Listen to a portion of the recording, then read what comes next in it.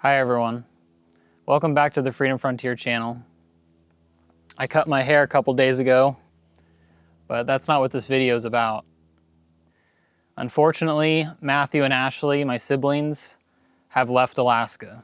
They moved back to Oregon this last weekend, so it's just my dad and I left.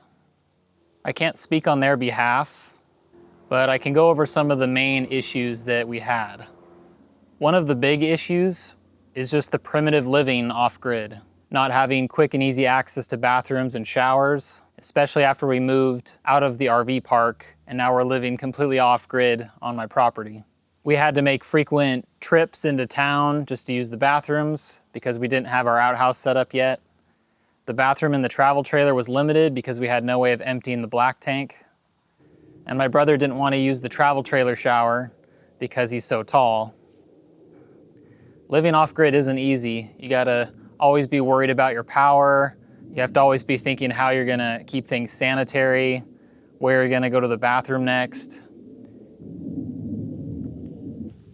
We also had a lot of communication issues, both here in Alaska and even before back in Oregon before we left. I feel like expectations weren't set as clear as they should have been. Both the living expectations and also the expectation of labor and work to get this property up and running. There were also interpersonal compatibility issues living in a tight space. My dad and I hadn't lived with Matthew and Ashley for a while, and we weren't familiar with how they lived before we moved up here to Alaska. Everyone had different reasons for coming up here, and I believe that caused differing levels of commitment and energy that people put towards the project. As far as I'm aware, Matthew and Ashley don't have any plans to move up here again in the future. I'm hoping they will visit sometime, but only time will tell.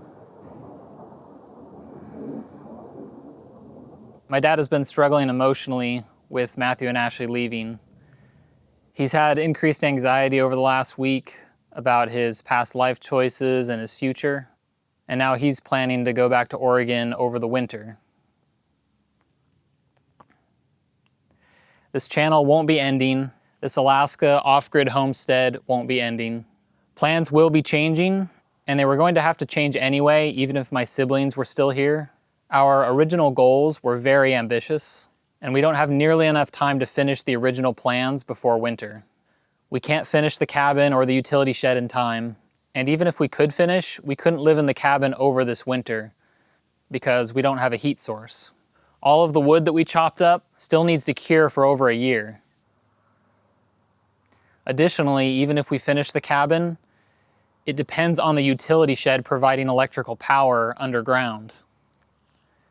So it's an all or nothing situation. Either both the cabin and the utility shed have to be built, or neither should be built. We don't want to begin construction on either of these structures unless we can commit to completing them by the next winter. Over the winter, I will be staying in Alaska by myself, either here in Big Lake or in a nearby town. My dad will be leaving right around when we see the first freezing temperatures, because once the ground starts freezing, there's not much more work you can do. I will continue to visit and monitor this property throughout the winter and produce content for this YouTube channel.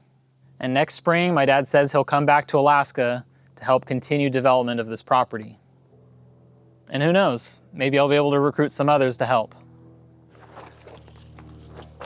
Also, just wanted to say thanks to all of our new subscribers and viewers. I've been watching engagement on our channel grow steadily over the last several weeks and months. So just wanted to say I appreciate everyone who's watching, and stay tuned, because we're not done yet.